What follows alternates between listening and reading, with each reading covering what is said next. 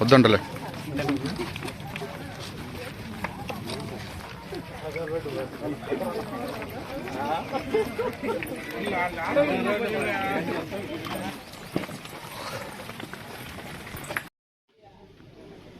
ఏం జరిగింది సార్? ఆ రోజు మా అబ్బాయి కాలేజీకి వెళ్ళిండు. రాసుకోండి అబ్బా. కాలేజీకి కాదు,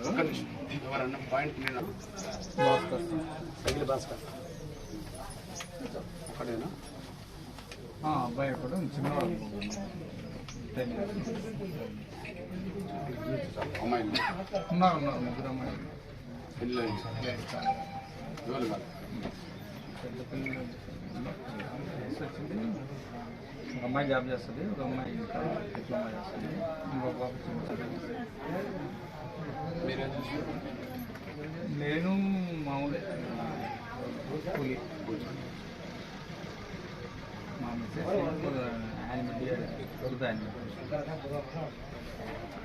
6వ తారీఖున మామూలుగా ఇంటి దగ్గరే ఉన్నాడు మా అబ్బాయి. కాలేజీ చదువుతూ ఉన్నాడు, కానీ జనవరి సంక్రాంతి నుంచి ఇంటి దగ్గరే ఉన్నాడు. ఎగ్జామ్స్ అయినా ఇంటి దగ్గర ఉన్నాడు. పోతా వస్తా ఎప్పుడైనా అవసరం ఉంటే పోతాడు, ఏదైనా పని ఉంటే కాలేజీకి, లేకుంటే ఇంటిగానే ఉంది. ఎగ్జామ్స్ అని ఫిబ్రవరి 6వ తారీఖున వచ్చేసి నేను లేను. ఉదయం మార్నింగ్ లేచి కడపకి వెళ్తాను, వేరే పని ఉంటే. అప్పుడు నేను పోయేది కూడా వాడు చూసినాడు నన్ను. నాకు ఏం అనలే, నాకు కాలేజీలో కొంచెం ఫంక్షన్ ఉంది, నేను పోవాలని నాకు చెప్పలే. నేను పోయిన తర్వాత దగ్గర నేను బద్వేలు రూట్లో పోయినాను. రోజు బద్వేలి దగ్గర పోయిన తర్వాత వాళ్ళ అమ్మ ఇద్దరు సార్ టార్చర్ చేసి తర్వాత బెదిరించినారు సార్, చంపుతాను మీకు, నువ్వు మర్యాద ఉండదు, మా పాపకు ఫోన్ చేశాను సార్. సర్లే అని మా తమ్ముని వదిలేరా ఇంకా డెలివరీకి ఇంటికనే ఉండమని చెప్పి సార్. ఉండమని చెప్పిన తర్వాత మళ్ళీ ఈ మధ్య 3 days మళ్ళీ పోయిండు సార్. పోయిండు మళ్ళీ 1 day బ్యాక్ నుంచి ఆదివారం శనివారం బాగా బెదిరించినాను సార్, బాగా ఫుల్గా కాల్ చేసి.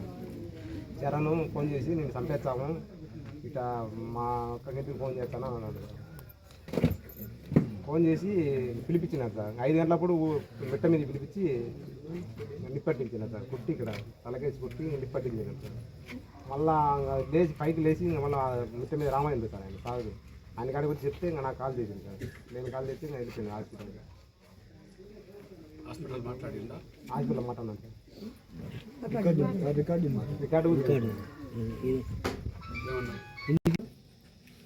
కాశనాయన మండల పరిధి గంగన్నపల్లె గ్రామానికి సంబంధించిన 25 సంవత్సరాల మాదిగ యువకుడు కందుల దిలీప్ను దారుణంగా హత్య చేసిన, హత్యకు సహకరించిన, హత్యలో భాగస్వాములైన, కుట్ర చేసిన నిందితులందరినీ ఇక ఏమాత్రం ఆలస్యం చేయకుండా గుర్తించి తక్షణమే వాళ్ళని అరెస్ట్ చేయాలని ఎంఆర్పిఎస్ పరంగా డిమాండ్ చేస్తున్నాం. ఇది ముమ్మాటికి ప్రేమ వ్యవహారం ద్వారా జరిగిన హత్య.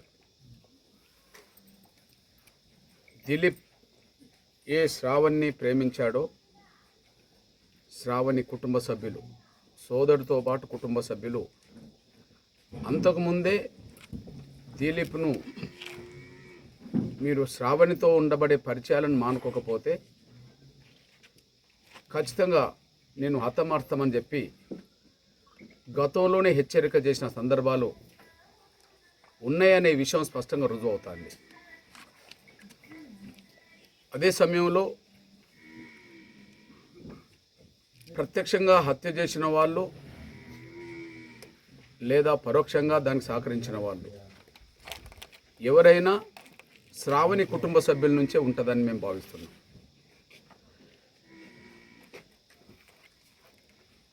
ఈ హత్యను తనకు తాను ఆత్మహత్యగా చిత్రీకరించే ప్రయత్నం చేయడంలో భాగమే శ్రావణితో పోలీసుల సమక్షంలోనే ప్రాణాపాయ స్థితిలో ఉండబడే దిలీప్తో మాట్లాడించడం జరిగింది.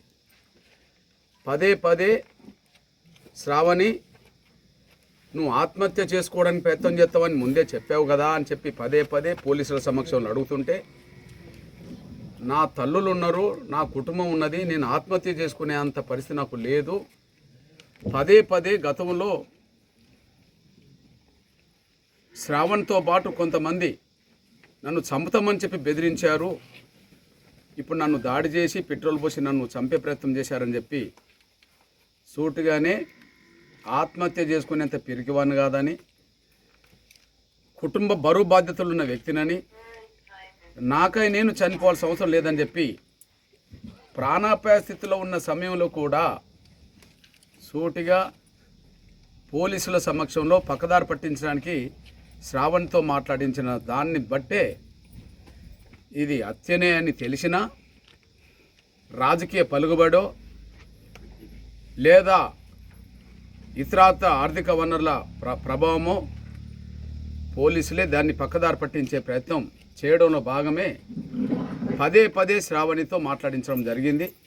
ఆయన తను ప్రాణంపై పరిస్థితిలో ఉన్నప్పుడు కూడా గట్టిగా నేను ఆత్మహత్య చేసుకునేంత పరిస్థితి నాకు లేదు, అంతకుముందే నన్ను చంపుతామని బెదిరించారు, ఇప్పుడు నా మీద దాడి చేసి పెట్రోల్ పోసి నన్ను చంపే ప్రయత్నం చేశారు అని చెప్పి సూటిగా చెప్పడం జరిగింది.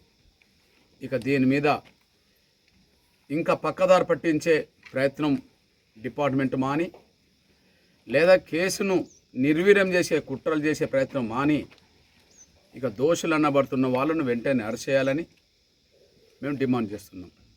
కలసపాడు మండలం సంబంధించింది ఏదైతే ఉన్నదో ఇమాన్యుయల్కి సంబంధించిన విషయంలో దాంట్లో కొన్ని అనుమానాలు ఉన్నాయి. అక్కడ కూడా ప్రేమ వ్యవహారమే అతని మరణానికి దారితీసిందేమని చెప్పి అనుమానాలు కనిపిస్తున్నాయి. దయచేసి ఆ అనుమానాలను నివృత్తి చేయడం కోసం వెంటనే పోలీస్ యంత్రాంగం ఒక ప్రత్యేక శ్రద్ధ పెట్టాలని చెప్పి ఒక ప్రత్యేక టీంతో విచారణ జరిపించాలని చెప్పి మేము డిమాండ్ చేస్తున్నాం. ఉదాహరణకు ఏదైతే ఇమాన్యుయల్ డెడ్ బాడీ దొరికిన ప్రాంతం ఉన్నదో అది డంపింగ్ యార్డ్కి సంబంధించిన అదే ప్రాంతం, అది నిర్మానుష్యమైన ప్రాంతం, ఒక్కడు రాత్రిపూట వెళ్ళడానికి అవకాశం లేని ప్రాంతం. అదే సమయంలో 2 ఉదయం పూటనే కాలేజీలో ఏదైతే ఫంక్షన్ ఉందో ఆ ఫంక్షన్కి వెళ్ళినట్టుగా కొన్ని ఆధారాలు కనిపిస్తున్నాయి. ఆ తర్వాత 2:20 నుంచి 4:20 వరకు 2 గంటల పాటు ఖచ్చితంగా మామిళ్ళ కేంద్రంలోనే ఆయన ఉన్నట్టుగా వాళ్ళ తండ్రితో మాట్లాడినా వాళ్ళ అక్కతో మాట్లాడిన రికార్డు కనిపిస్తున్నాయి. ఆ తర్వాత 4:20 తర్వాతనే ఫోన్ రింగ్ అవుతుంది కానీ అతను రిసీవ్ చేసుకోలేదు. 2 గంటల పాటు 2:20 మొదలుకొని 4:20 వరకు 20 లోపు 2 గంటల పాటు తండ్రి చేసిన అక్క చేసిన క్షణం ఫోన్ రిసీవ్ చేసుకున్న ఇమాన్యుయల్ 4:20 తర్వాత మాత్రం ఫోన్ ఎన్నిసార్లు చేసినా కూడా రిసీవ్ చేసుకోకపోవడం చూస్తే ఆయనను ఏదన్నా చేసినా లేదా ఆయన చేసుకున్నా ఏదైతే ఉన్నదో ఖచ్చితంగా అది 2 గంటల మధ్యలోనే దాదాపు 2:20 నుంచి 4:20 మధ్యలోనే జరిగి ఉంటుంది. కాకపోతే తండ్రితో చెప్పిన దాని ప్రకారంగా మొదటి ఫోన్ రిసీవ్ చేసుకున్నప్పుడు మామిళ్ళ గాంధీ సెంటర్లో ఉన్నానని, ఆ గాంధీ సెంటర్ నుంచి నేను ఆటోలో వెళ్ళిపోతానని, లేకపోతే జ్యోతి దగ్గరికి వెళ్తామని, జ్యోతి ఆశ్రమం దగ్గరికి వెళ్తామని ఇట్లా మాట్లాడినట్టుగా తండ్రి చెప్తున్నాడు.